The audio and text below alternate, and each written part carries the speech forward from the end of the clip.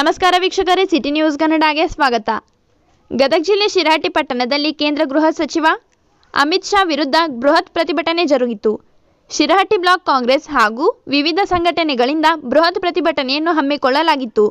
ಅಮಿತ್ ಶಾ ಪ್ರತಿಕೃತಿ ದಹನ ಮಾಡಿ ದಲಿತ ಪರ ಸಂಘಟನೆಯವರು ತಮ್ಮ ಆಕ್ರೋಶವನ್ನು ವ್ಯಕ್ತಪಡಿಸಿದರು. ಈ ಸಂದರ್ಭದಲ್ಲಿ ಮಾಜಿ ಶಾಸಕರುಗಳಾದ ರಾಮಕೃಷ್ಣ ದೊಡ್ಮನಿ, ರಾಮಣ್ಣ ಲಮಾನಿ, ಕೆಪಿಸಿಸಿ ಪ್ರಧಾನ ಕಾರ್ಯದರ್ಶಿ ಸುಜಾತ ದೊಡ್ಮನಿ, ಎಸ್ಸಿ ಘಟಕದ ಶಿರಹಟ್ಟಿ ಬ್ಲಾಕ್ ಅಧ್ಯಕ್ಷ ಮುತ್ತುರಾಜ್ ಬಾವಿಮನಿ ಸೇರಿದಂತೆ ವಿವಿಧ ಸಂಘಟನೆಯವರು ಪ್ರತಿಭಟನೆಯಲ್ಲಿ ಭಾಗವಹಿಸಿದರು. ವರದಿ ಚಂದ್ರಶೇಖರ್ ಸೋಮಣ್ಣವರ್.